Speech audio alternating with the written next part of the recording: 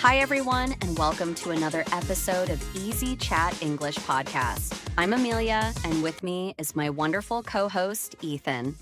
Hi, everyone. Today, we're diving into a topic that's super important to all of us, friends. We'll be sharing our personal stories about friendship, discussing different types of friends, and of course, introducing some useful vocabulary along the way. That's right. So whether you have a large group of friends or just a few close-knit ones, I think you'll find this episode both relatable and helpful. Let's get started. You know, friendships are such a big part of our lives. They are our support system, aren't they? Absolutely. Friends are those people who understand us and share our interests. They help us through tough times, and they're the ones we turn to for a laugh or a shoulder to cry on. It's all about creating a strong bond with someone who just gets you. Exactly. And sometimes these lifelong friends can make a huge difference in our lives, right? I mean, I can't imagine my life without my best friend from college. Same here. So today we're going to take a trip down memory lane and talk about friendships. From our childhood friends to the types of friends we make as adults. Ready to dive in? I'm ready, let's go. Let's start with childhood friends. I think many of us have those friends we met when we were little, our playmates. Do you still keep in touch with any of yours, Ethan? I do. I have this one friend, Sarah. We were inseparable when we were kids. We used to ride our bikes around the neighborhood every weekend. Even though we've grown apart a bit over the years, we still try to rekindle our friendship every now and then. What about you? I have a similar story. My childhood friend Alex and I used to play video games together all the time. But, life happens and we eventually drifted apart. But last year, we reconnected on social media, and it was like no time had passed at all. That's great. It's funny how we can just pick up where we left off with childhood friends even after years. It really is. And for those listening, a playmate is a friend you spend time with when you're young. And to rekindle a friendship means to reconnect with an old friend after some time apart. Now, making friends as an adult is a whole different story. It's not as easy as when we were kids, is it? Definitely not. I think a lot of people find it challenging to break the ice with new people. But I think it gets easier when you hit it off with someone who shares the same hobbies or interests. I agree. I made a new friend at a yoga class last year. We just started talking after class one day, and now she's a part of my inner circle. It was all about taking that first step to break the ice. How about you, Amelia? For me, it was through networking events. I met a great acquaintance at one of those events, and after a few coffee meetups, we became good friends. It just takes time and a little bit of effort. Exactly. So to break the ice means to start a conversation with someone new. And if you hit it off with someone, it means you have a great connection right away. Speaking of connections, there are so many types of friends. You have your bestie, who's like your partner in crime, and then you have work buddies, friends you only see at the office. Oh, definitely. I have this confidant, Emma, who's my go-to person whenever I need to share something personal. But I also have a fair weather friend.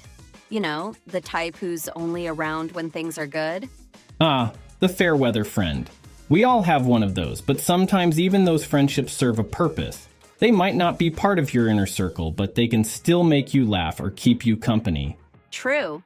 And for our listeners, a confidant is someone you trust with your secrets, while a fair weather friend is someone who's only around during the good times, but not when things get tough. Now, let's talk about something that every friendship goes through: misunderstandings. Oh yes, I've had my fair share of those. There was a time when one of my close friends and I didn't see eye to eye on something, and it turned into a big misunderstanding. But after a long talk, we managed to patch things up. I've been there too. It's never easy, but sometimes you just have to apologize sincerely and move forward. It's all about being open and honest, right? Exactly. And I think it's important to let bygones be bygones. Life's too short to hold on to grudges. Absolutely. For those listening, to see eye to eye means to agree with someone, while patching things up means to resolve a conflict. Let's switch gears a bit and talk about long-distance friendships. Have you ever had to stay in touch with a friend who moved away? Oh, definitely. One of my best friends moved to another country for work, but we make sure to catch up at least once a month through video calls. It's not the same as being together in person, but it helps us stay connected. That's great. I have a friend who lives in a different time zone, so sometimes it's tricky to find a good time to chat. But when we do, it feels like we pick up right where we left off. I know what you mean. And for our listeners, to catch up means to update each other on what's been happening in your lives. And picking up where you left off means continuing a relationship as if no time has passed. Unfortunately, not all friendships last forever. Sometimes we just outgrow certain friendships, and that's okay. Yeah, it's a part of life. I had a friend from college that I slowly drifted apart from. We just grew into different people, and it was a mutual decision to stop hanging out. It was tough, but it was the right thing to do. I went through something similar. It's hard when you realize that a friendship has become toxic, and you have to let go for your own well-being. Yes, those are tough moments. But for anyone listening, it's important to know that sometimes you need to find closure and move on. Absolutely. And if you're wondering, closure means finding peace with an ending. And to outgrow a friendship means to change so much that the friendship no longer fits into your life. So, let's end on a positive note. What do you think makes a good friend, Ethan? For me, a good friend is someone who is reliable and trustworthy, someone who will be there for you when you need them most. I agree. I think empathy is key too. Being able to understand what your friend is feeling and being a good listener, that's what really makes a friendship strong. Couldn't agree more. And for our listeners, being reliable means being dependable. And empathy is the ability to understand and share someone else's feelings. Well, that brings us to the end of today's episode. We hope you enjoyed our chat about friends and maybe even thought about your own friendships along the way.